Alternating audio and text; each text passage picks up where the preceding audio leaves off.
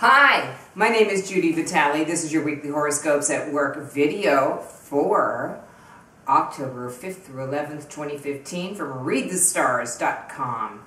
Hey, I love giving good news, okay? So I've got some for you this week. Mercury Retrograde will be over as of 10:58 a.m. on Friday, October the 9th. Isn't that awesome? So if you've been especially vexed by this Mercury retrograde, and I have heard a lot of bad stories, I hope that things will get better for you at that point in time.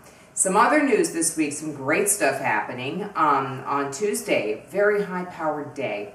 We're going to have the Sun in a square with Pluto, and that will create a lot of a sense of power. Now, you want to make sure that you're on the side that is claiming the power rather than the side that is being overpowered. So try to work on that on Tuesday. And then also later on in the evening, Mars will be in opposition to Neptune.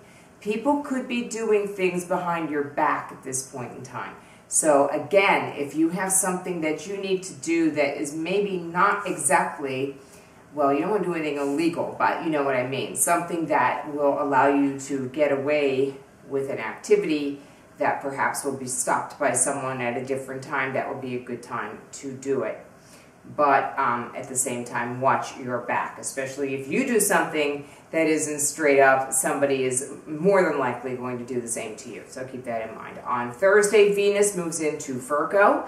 This will make us a little bit less dramatic and a little bit more direct about our communications in terms of love and friendship.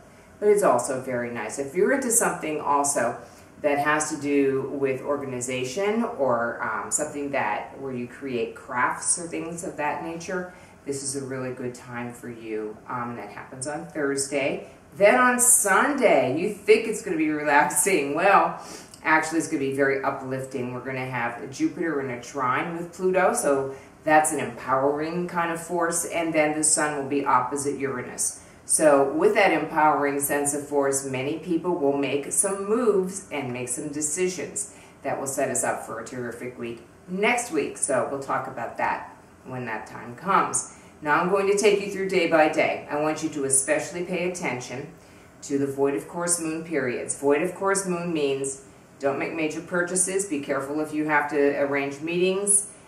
Be extra attentive to where you have to be. And be always ready to do something different on the spur of the moment, because often the plans that we make don't turn out the way that we would like. The void of course moon will begin the week on Monday, 7:04 a.m. Eastern time, and it will stay that way all day. So, you know, if you make a plan, be ready to kind of make some adjustments to it as well, because things are likely to turn up. On Tuesday, the moon moves from Cancer into Leo at 4:31 a.m. and we're going to have that Sun square Pluto, Mars opposite Neptune situation going on. The first one happens in the morning, and then the second one happens in the evening. Fortunately, in between there, we have Mercury in a sextile to Saturn, so we'll be able to think things through and really do the right things. So, you know, there are times when we have to be a little bit, you know, use a little bit of sleight of hand, and that may occur, but, you know, just don't do anything that will harm anybody else. That's never a good thing to do.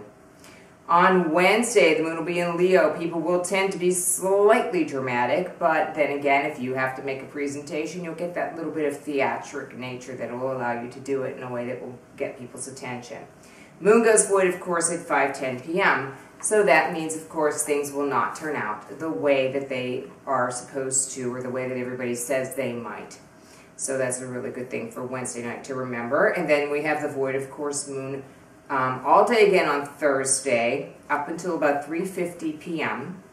We're going to have Venus moving into Virgo at 1:30, and an occultation, which means that the moon and Venus are going to be very close together and very tightly aligned at about 4:01 p.m. So this means some emotional connections can be made at that point in time. So if you have something that you want to say to a person that is very emotional in nature, or like really expresses your feelings, that's the time to do that. Friday, we will have Mercury going direct at 10:58 a.m. Yes.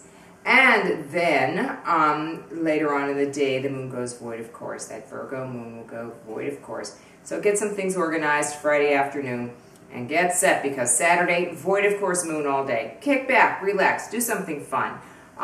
Whatever you have planned may not turn out exactly the way that you wanted. It can always be better, you know, so keep that in mind too. Then, like I said, about Sunday, we're going to have the moon move into Libra at 4:46 a.m. So it will give people a sense of more organized thinking and expression and balancing things out. And we're going to have Jupiter trine Pluto at 7:37 p.m. and Sun opposite Uranus at 11:49 p.m. Eastern Time, setting us up for a really exciting week to come. And for me, I will be at Journeys of Life this week on Tuesday, okay, from 1 to 5 p.m., reading charts. And if you'd like to make an appointment for that, you can do that by calling 412-681-8755. And now that Mercury retrograde will be over, you may want a personal video reading from me, $20, $19.99 actually. You just send that to me via PayPal with your birth information, and I will send back to you a link to a video that only you and I can see, and it will answer 1 or 2 of your questions. And also, if you have any other needs for astrology or for hypnosis, which I'm also doing now here in the Pittsburgh area, please let me know by contacting me at Judi, Judi, at readthestars.com.